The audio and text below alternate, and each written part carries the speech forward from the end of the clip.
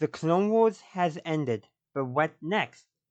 From Revenge of the Sith, we knew that the Jedi were wiped out and Darth Vader killed the Separatist Council and ordered the droid army shut down, but a lot else has happened that we have seen in the Bad Batch so far.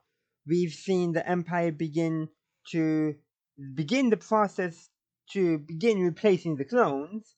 Hasn't gone far yet, but I'm likely expecting to see more in future episodes. We also seen that they've introduced chain codes to be and require those for off-world travel. All Republic credits are now worthless, but for limited time can be exchanged for new Imperial credits.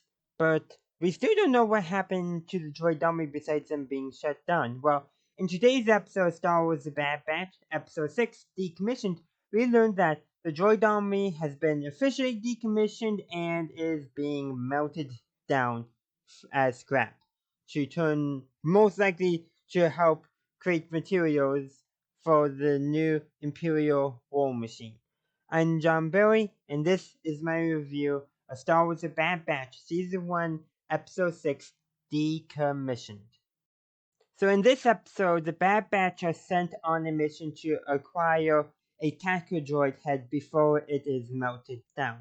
They are of course sent on this mission by Sid, the former Jedi contact they met in the last episode, and then of course she kind of finagles them to accept the mission by saying, "I didn't." Basically, by saying, "I told you this is your new mission." Not so much will you accept it, but telling them what to do. And she's and it's kind of tough that she's using the fact that they're on the run as leverage over them to get them to do things for them. So first, I would like to talk about how the episode opens. We actually open on Omega training with the bow that she acquired in the last episode. And then, of course, we get two characters, an Azorian and a Reequay, who are basically hecklers in the limited crowd there, which is just them, the Bad Batch, and Sid.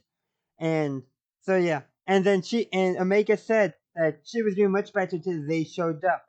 And Echo gives her the advice to basically tune out distractions and only focus on her target, which actually makes sense. And actually, later in the episode, they call back to her because they get in a fight with a bunch of police droids. I'll talk about that later on. But Omega is able to hit her targets there, and she says it's all about tuning out distractions. So Sid also gives her advice in that opening scene too, by saying no, she needs to work on building up her body strength. But it's actually Echo's advice of tuning out distractions that allows her to be able to successfully use her new bow. And that actually, I think, makes a lot of sense, because if we go back to episode 1 when they escaped from Camino, notice it's actually Omega who is able to score a hit that prevents Crosshair from stopping their escape. It's Omega. And that's like the first time she's ever fired a blaster. But in there, she knew what she had to do, and she was basically likely subconsciously tuning out all distractions. She just she saw what she needed to do, and she did it. In this episode, it's like, she's like, okay, I need to do this, but she's in a way too much in her own head, and there's outside distractions. So once she tunes out all distractions, including internal distractions, she's able to successfully fire the bow. Okay, so I probably spent too long talking about that one little scene, but I think that's important because there's a big theory going on that she might be force sensitive, that Omega might be force sensitive.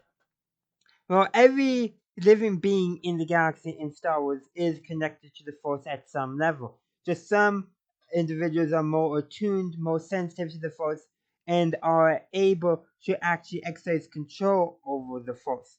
With Omega, if she fits into basically know that she's Force sensitive, she might, but she may not be. She could just be some more like Church, very much much more in tuned to the Force. But it remains to be seen. And likely we won't actually get an answer unless either A, they meet a Jedi, or B, it was somehow planned by the Camino scientists that she would be Force sensitive. That's the only two ways we will ever get confirmation. If neither of those happen, we will not likely know. But I actually rather that be kept up in the air. But let's actually talk about the mission. So they go on the mission to Corellia to acquire a tactical droid head before it's melted down. And there they find it, bunch of droids being melted down, but they encounter a snag. They're not the only ones after the tactical droid in its data.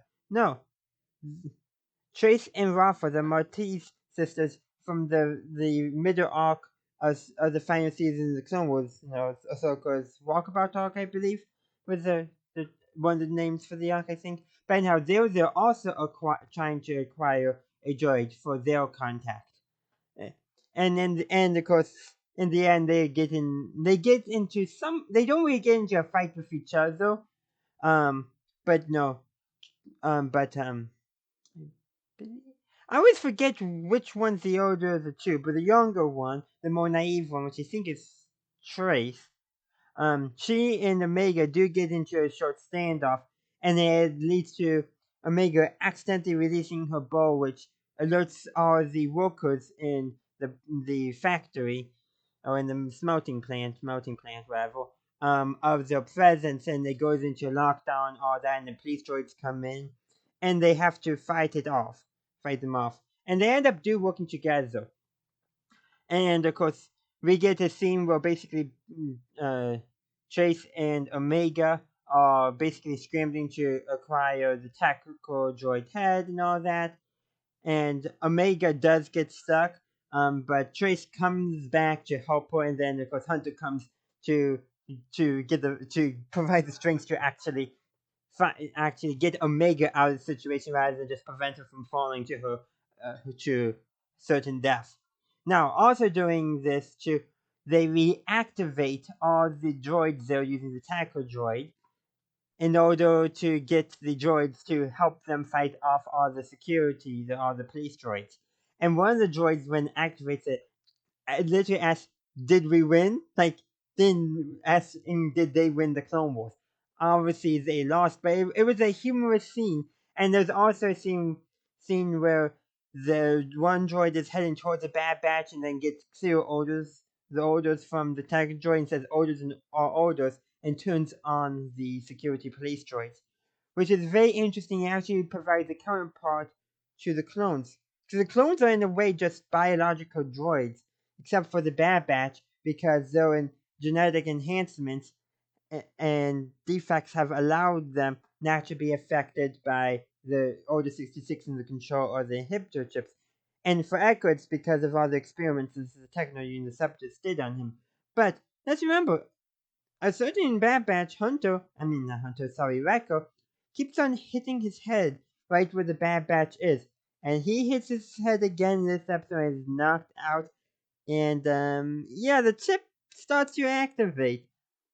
But he's also very much out of it, and we hear him start to say "good soldiers," no, good soldiers, as in good soldiers for orders.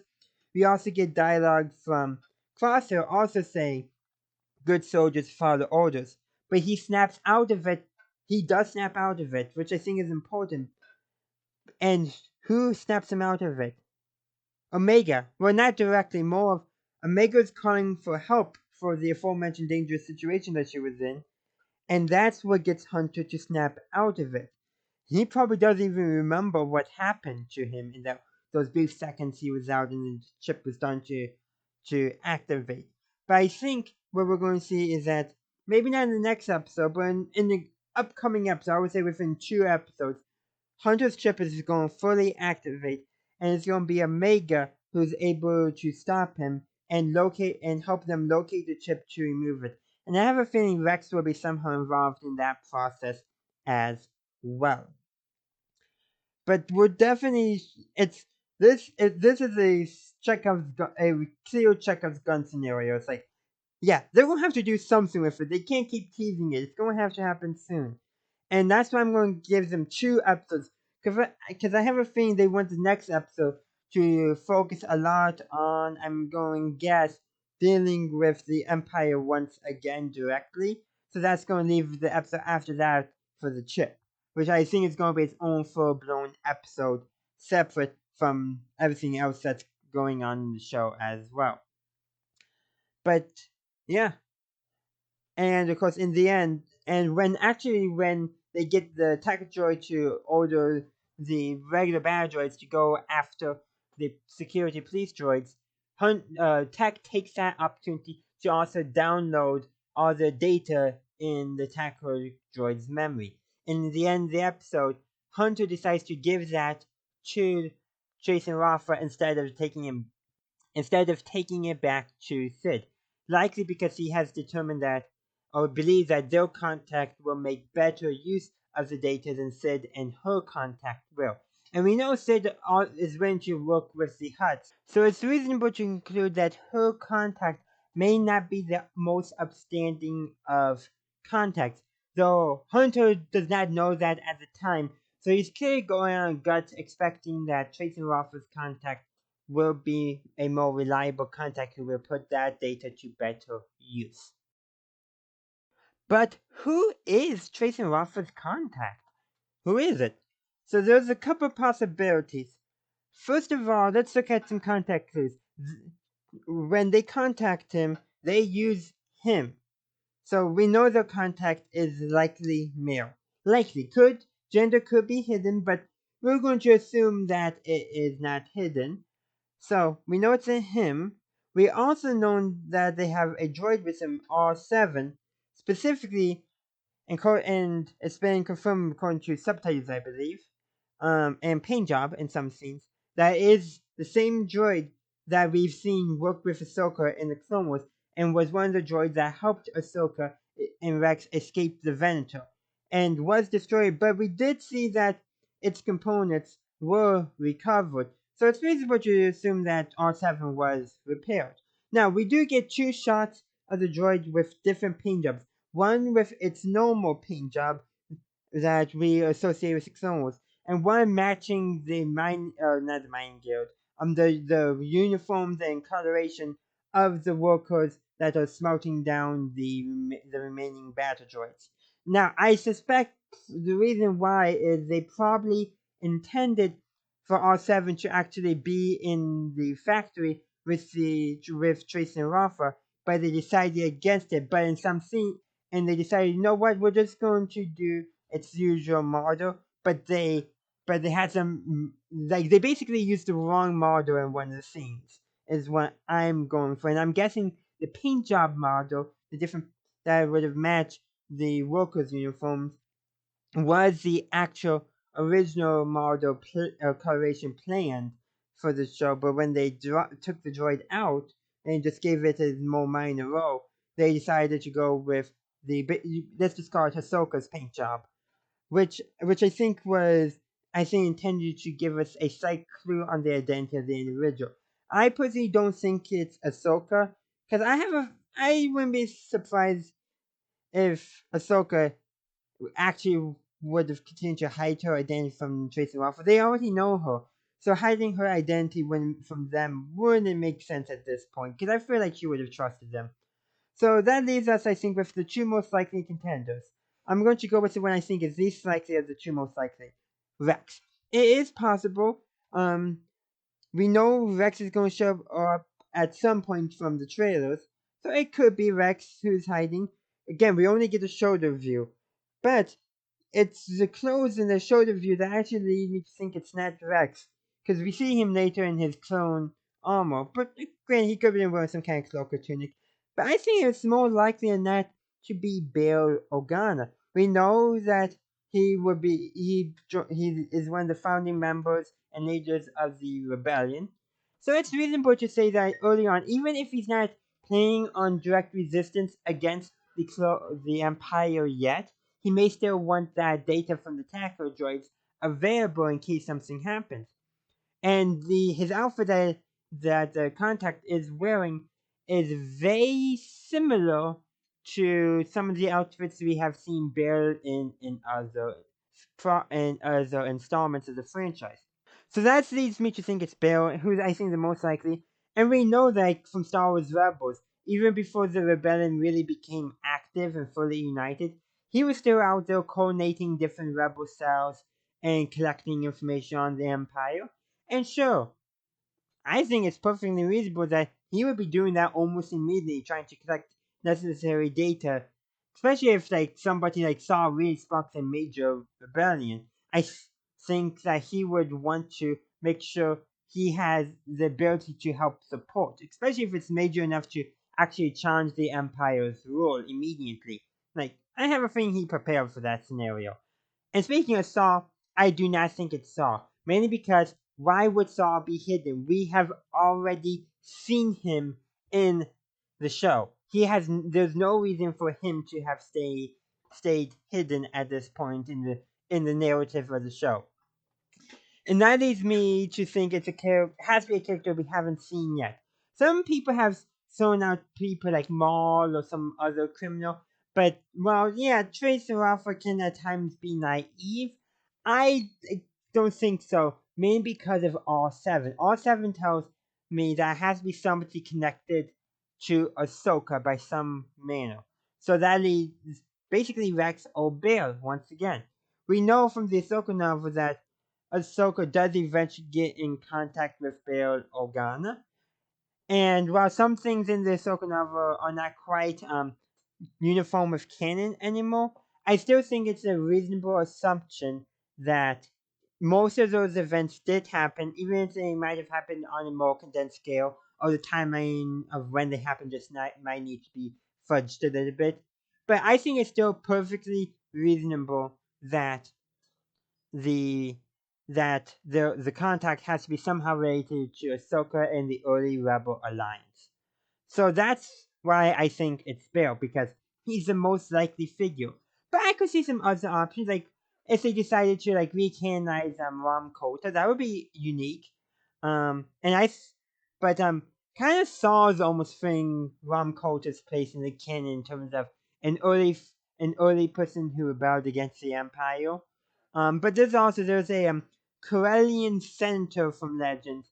You mostly get him in he's mentioned in the Thrawn trilogy. I forget his name. Ibn something like that. I forget. Maybe they're recanonizing him as an early rebellion figure too. If it's a recanonization of an early rebellion figure, that could be neat.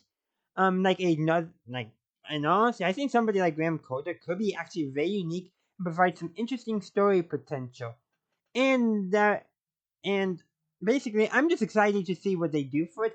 But my number one pick is Bale, followed by Rex. So the main reason why I don't think it's Rex is because wouldn't Tracy and Rafa then be surprised at would not have been surprised that the Bad Batch had gone rogue? Granted, they could have said, well, Rex was the only one who did it, therefore it'd be unusual for it to happen again, which is reasonable. And they do say when they said they're not when the Bad Batch says they're not like the other clones, Trace and Rafa do say before that one before. But I think it's more likely than not they're actually referring to Ahsoka when she said she's not like the other Jedi. That's why I think that is referring to Mo. But I still think Rex, there's a strong chance, and since we do know Rex is going to show up later. And then my out there but still possible ideas are recanonizing like somebody like Ram Kota or that Corellian Center I mentioned from Legends. I think those are reasonable.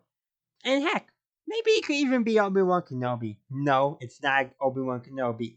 Right build, but that's the only thing he has going for him. And who knows, it could be a brand new character. But I think the character's identity is hidden from us for a reason, and that reason will be important to the story.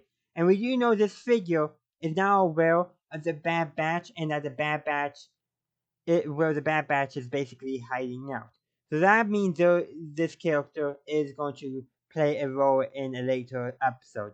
That much we know for sure. So that's actually where I'm going to end this video, this review. So I hope you enjoyed it. Please let me know in the comment section down below. What did you think of this episode, Decommissioned?